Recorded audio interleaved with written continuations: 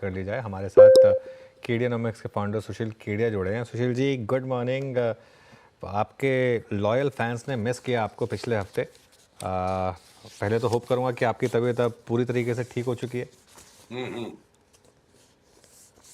Yes अनुज। Okay okay, बताइए market पर अब क्या व्यू बन रहा है सुशील, क्योंकि एक मार्केट में बड़ी रैली हुई और कल एक डिक्लाइन आया, तो अब क्या व्यू बन रहा है? देखिए, ये रोज रोज के राइजेस एंड डिक्लाइन से ज्यादा अनुज, मुझे आपसे सप्ताह में एक बार बात करने का मौका मिलता है और पिछले वीक मिला नहीं। तो मैं आपको एक अनोखी चीज दिखाना चाहता हूँ शुरुआत में। आपको पिछली बार भी मैक्रो पे बात करके मजा आया था। तो देखिए, कुछ होता है ना, हम अपनी इंद्रियों में से कुछ चार्ट्स को हम देखते हैं, न्यूज को सुनते हैं, और एक कुछ होता है कि जो एक ट्रेडर का इंट्यूशन होता है, जिसे मैं कहता हूँ ना, मेरी चार्ट में से जो मुझे महक आती है वो एक खास।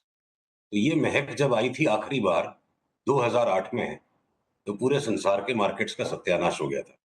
और 2012 से जो इसका बॉटम बना था, एक तरफा वर्ल्ड के सारे एसेट मार्केट्स में तेजी है। और ये 1998-99 में भी हुआ था। ये क्या है, क्या चीज की चार्ट है? ये यूरो वर्सेस जापानीज येन की चार्ट है। अब इसका लॉजिक बताता हूँ ऐसा क्यों होता है। जितनी भी करेंसीज है वर्ल्ड में, डॉलर के बाद सबसे बड़ा stock of physical currency issued currency है यूरो। और जापानीज येन की एक विचित्रता है कि अगर डॉलर बाकी करेंसीज के सामने बढ़ता है, तो जापानीज येन और ज्यादा बढ़ जाता है। और डॉलर अगर घटता है, तो जापानीज येन और ज्यादा घट जाता है। यानी जापानीज येन डॉलर की परछाई है। तो आप जब यूरो और जेपीवाई की रेशियो को देखते हो, डॉलर के बाहर सबसे बड़ी करेंसी बनाम सबसे संवेदनशील करेंसी, तो ये पेयर की जो हाईएस्ट सेंसिटिविटी होती है, उसकी प्रेडिक्टिव वैल्यू स्टैटिस्टिकली भी वैलिड है, मैंने टेस्ट रन किए हैं। जब जब ग्लोबल एसेट्स मार्केट में एक तरफा 5-7 साल का ट्रेंड या साल 2 साल का बड़ा कोई भीषण करेक्शन आने वाला होता है, ये सबसे पहले बॉटम या टॉप हो जाती है। तो यूरो जेपीवाई का ये जो पैटर्न, जो टॉप आउट होके जो स्लैश आया मई में, और अब एक माइनर जो रीबाउंड आ रही है, इस लाइन तक भी जा नहीं पा रहा है। तो इसलिए देखिए, या तो मैंने जो इतने साल में सीखा मैं सब कुछ भूल जाऊं, भूल नहीं पा रहा हूं, तो मैं सारे लार्ज कैप्स पे इसीलिए हमेशा अल्ट्रा कॉशियस होके चलूंगा। अब मैं उनसे अगर उतर के हमारे नॉर्मल स्टॉक की चार्ट रीडिंग की बात पे आता हूं अनुज, और ये सारे पैटर्न्स, ये जो यूरो जेपीवाई वाला पैटर्न वर्ल्ड की हर एक इक्विटी इंडाइसेस को इम्पैक्ट कर रहा है, जिसको मैं इग्नोर नहीं कर सकता।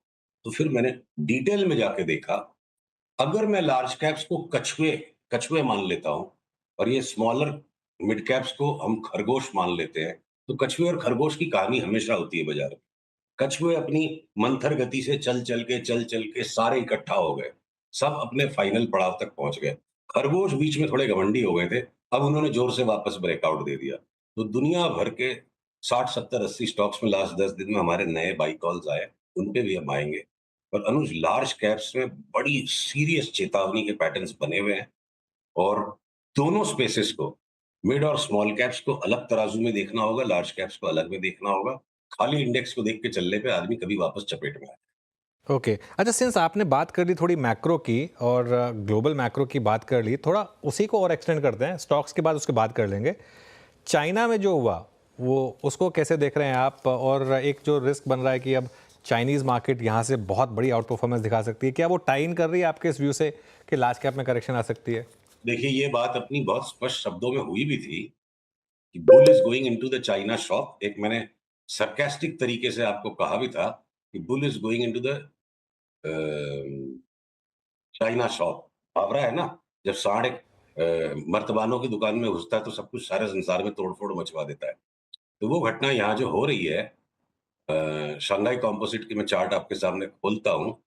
ये देखिए, हमने पहले इसको से डिस्कस हुआ था 15 दिन पहले कि एक तरफा चाइना में तेजी आएगी, और शायद हमने और भी किसी चैनल पर इसके बारे में बात करने का मौका मिला था। तो चाइना की एक तरफा तेजी अब जो आ रही है, 2020 का भी क्रैश आने के पहले चाइना एक तरफ उछला, और वो क्रैश चलता गया तो चाइना उछलता चला गया। उसके पहले 2008 में भी हुआ। तो समवेयर चाइना में ना सस्टेनेबल तेजी नहीं बनती है। जो बड़ी आउट परफॉर्मेंस तेजी होनी थी वो 20 साल पहले हो गई। तो चाइना ग्लोबल इन्वेस्टर्स के लिए एक विवशता का बाजार है कि और कहीं नहीं मौका मिल रहा है, तो हम चलो चाइना में जाके इन्वेस्ट कर देते हैं। और वो जो, ये देखो अब आ जाएगी ये चार्ट मेरी स्क्रीन पर। पीसीआर अगर इस चार्ट को दिखा पा रहे हैं, तो जो चाइना में 2 वीक में जो बवाल आ गया और हमने यहाँ से भी एक बार प्रेडिक्शन निकाला था मार्च में कि चाइना में उछाल आएगा और फाइनल सेकंड बॉटम यहाँ निकाला था। मेरा अनुमान है 4000 तक तो ये बिना किसी हेजिटेशन के 4200-4300 तक तो जा रहा है। 3300 वाला भी अगर 4200-4300 जा रहा है, तो चाइना पैसा खींच रहा है, अंदर एक जस्टिफिकेशन है, पर डेस्परेशन में भी फंड्स को कहीं पैसा डालना है। चाइना ठीक है अंडर वैल्यूड दिखता है, पर वहाँ भरोसा और विश्वास नहीं है लॉन्ग टर्म का या सस्टेनेबल इन्वेस्टमेंट स्टोरी बने। और अगर ये चार्ट मैं दिखा पा रहा हूँ स्क्रीन पे लॉन्ग टर्म की चार्ट है। 2008 का ये जो पीक आया था सितंबर 2007 में, संसार क्रैश हो गया। उसके बाद ये 2015 के बाद भी 16-17 सीवियर अंडर परफॉर्मेंस था। एक बार वापस ये पीक आ रहा है। तो मुझे लगता है कि 4000-4200 तक का जब तक पीक आएगा, बाकी वर्ल्ड के इक्विटी मार्केट्स में मोटा करेक्शन बन सकता है। इकोनॉमिक थ्योरी कोई इसकी प्रॉपर जस्टिफिकेशन वाली नहीं है, और वही बोलते हैं ना सारे महक इंडिकेटर, ट्रेडर्स की जो इंस्टिंक्ट होती है, चाइना पास्ट में जब-जब इस तरह आउट परफॉर्मेंस दिया, संसार का भट्टा बैठा है। तो ये चाइना की चार्ट से वापस वही महक आ रही है। भैया बाकी सारे इक्विटी मार्केट सावधान हो गए। Bull in the China shop indicator कहेंगे इसको। जी नमस्कार। ओके, आपने यहाँ पे ग्लोबल मार्केट्स की बात करी, स्पेशली चाइनीज़ मार्केट की प्लेसमेंट को समझाया। अभी हाँ, अब ट्रेडर्स बंधुओं के लिए राय क्या है? सबसे पहले आपके वो प्रिफर्ड आइडियाज़ जो कि लॉन्ग्स के हैं और शॉर्ट के हैं, अगर कुछ क्लासिफाई कर पाए तो। चलिए हम उन्हें नाम लेके भी बात करेंगे। लॉन्ग आइडियाज जो अभी भी बरकरार हैं या नए जिनमें बाइंग सिग्नल्स आ रहे हैं, उनकी टाइम ड्यूरेशन थोड़ी-सी बड़ी है।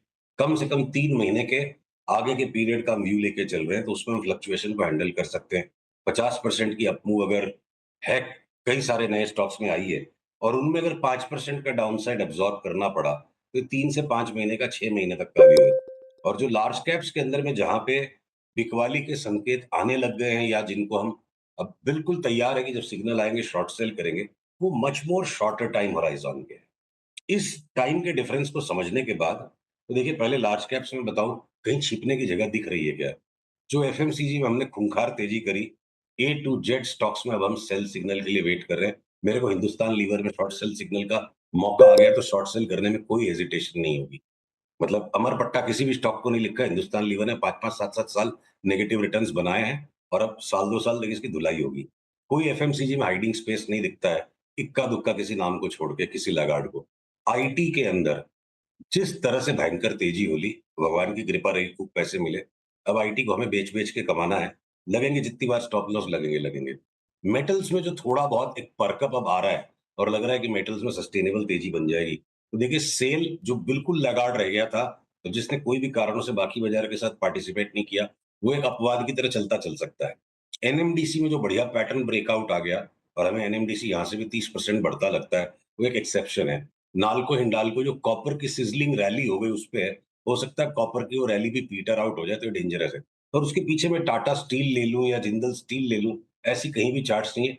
ये जेएसडब्ल्यू स्टील, टाटा स्टील, ये सब कुटने पिटने के लिए तैयार बैठे हैं। सिग्नल नहीं है, जब आएंगे तब हम बेचेंगे। तो मेटल्स में अलग अलग डिविजन है। ऑटो के स्टॉक्स में अगर टाटा मोटर्स ने धर धुलाई अच्छा मोटा करेक्शन कर लिया और अब अगर वो अप ट्रेंड में है, तो मैं बाकी के ऑटो के स्टॉक्स को देख के कि बजाज ऑटो या हीरो होंडा जो लग रहा है ऊपर 20 25 50 माले पे चढ़े हुए हैं और बंजी जंपिंग नहीं, ये बिना पैराशूट के कूदेंगे सारे स्टॉक्स नीचे। तो इसका मतलब ये नहीं मैं टाटा मोटर्स को बेचूंगा, मैं सिलेक्टिवली टाटा मोटर्स पे लॉन्ग रहूंगा। तो मेटल हो गया, ऑटो हो गया, बैंक्स। बैंक निफ्टी के अंदर ये एचडीएफसी बैंक बढ़ गया और न्यू हाई आ जाएगा। चार्ट का पैटर्न आप देखोगे ना, बहुत ही गंदा टाइप का ये पैटर्न है और ये बाजार के छद में है। इनसे हमें सावधान रहने की जरूरत है। ये देखो एचडीएफसी बैंक में सिर्फ डबल टॉप बना है ये देखो डबल टॉप बना है। पीसीआर प्लीज इस चार्ट को दिखाइए, बहुत इंपॉर्टेंट है। और ये एक बार शिष्टाचार के लिए हमने ट्रेडिंग का 1500 तक का व्यू नाप दिया। मैं बोलता हूँ इन्वेस्टर्स को 1200 रुपए का भाव आने तक इसको लेने की मत सोचना। इसमें लगाए हुए पैसे पे ब्याज भी नहीं मिलने वाला, टाइम टू टाइम रकम टूटेगी। ये long term top out process है और हम लोग लॉन्ग टर्म अप के अपर एंड की रेंज पे है कि 1200 रुपए में जब मिलेगा तब दोबारा इन्वेस्ट करना। आईसीआईसीआई बैंक, एसबीआई तो ऑलरेडी डाउन ट्रेंड में है, माइनर बम्प अप आया। तो बैंक निफ्टी में जितने भी लार्ज बैंक इंक्लूडिंग कोटक, हम बार बार बेच के लेंगे। एक एक बात यहाँ कहनी जरूरी है अनुज, जैसे एक व्यक्ति के भी व्यवहार में आपको बहुत सारे विरोधाभास दिखेंगे। कुछ अच्छी बातें दिखेंगी, कुछ अजीब सी दिखेंगी। हर एक स्टॉक की चार्ट में भी विरोधाभास होते हैं। उन विरोधाभास के साथ कैसे जीना है, जो उसकी मुख्य प्रवृत्ति है उसको पकड़ के चलो। कि इन सब में अपर एंड पे ट्रेडिंग रेंज के हैं। बीच-बीच की जो रैलीज़ आएगी वो लार्ज बैंक्स को मिस करेंगे। पर बेच-बेच के इनको हमें कमाना है। बैंकों के अंदर में अगर कोई तेजी का सा छद्म उसको क्रिएट करने के लिए स्मॉल फाइनेंस बैंक्स या आपके पीएनबी, बीओबी ये बीच-बीच में ज़ोर से उछल जाएँगे, आरबीएल ज़ोर से उछल जाएगा, बंधन बैंक ज़्यादा नहीं घटेगा और बड़े वाले बैंकों में धुलाई होगी, ऐसी हमारे को लगता है चार्ट्स में। तो घूम फिर के ले दे के एक अडानी के स्टॉक्स को हमें शॉर्ट नहीं करना है, जिस लकीर को हम पकड़ के बैठे रहे, अभी भी वही बरकरार है। रिलायंस की चार्ट इतनी बढ़िया थी, 4 दिन में कैसे बिगड़ गई चार्ट? तो चार्ट्स भी बनती बिगड़ती है। तो large cap space deep correction की तैयारी में है और यहाँ कुछ भी नई लिवाली करके पिडीलाइट ले लो, वो क्रूड का दाम घट रहा है, घटते-घटते क्रूड अचानक 84 हो जाएगा, जियोपॉलिटिक्स जितनी डेंजरस बनी हुई है। सिर्फ एक यूएस इलेक्शन की वजह से अगर कोई पोस्टपोनमेंट आ गया, जियोपॉलिटिक्स आ गया, वरना ईरान के साथ छेड़छाड़ नहीं, वो कारपेट बॉम्बिंग होनी होनी है उसकी। इज़राइल बिल्कुल स्पष्ट है कि बस एक ही बार में सबको निपटाना है। Things are not looking good world wide. कि गोल्ड का भी चार्ट एकदम ऊपर जो पीक पे है, तो एक साथ डॉलर मार्केट में जब बवाल मचेगा, गोल्ड 15% नीचे आ जाएगा। तो सारे लार्ज कैप्स बिल्कुल बच के चलने लायक है। बीच में ट्रेडिंग अपॉर्चुनिटीज 3 से 6 महीने की कह लो तेजी में, ये शिप बिल्डिंग के स्टॉक्स है, माझगांव है या आपके गार्डन रीच है या कोचिन शिपयार्ड है, इनमें हमारे सबके बाई सिग्नल्स आए। केमिकल्स के स्टॉक्स में लगातार बाई सिग्नल्स आ रहे हैं। बहुत सारे छोटे वाले एमएनसी स्टॉक्स के अंदर में सब में बाई सिग्नल्स है। तो सिलेक्टिव पॉकेट्स में खरगोश जो है अभी भी भागने को तैयार है। ओके। तो हम खरगोशों पे चढ़ेंगे और कछुओं को ओके, खरगोशों पे दांव लगाएंगे और कछुओं को बेच देंगे। चलिए सुशील जी, बहुत बहुत शुक्रिया आज हमारे साथ जुड़ने के लिए और हमसे बात करने के लिए। और अच्छा, अब इस शो को यहाँ समेट लेते हैं और मैं आपसे लूँगा इजाज़त।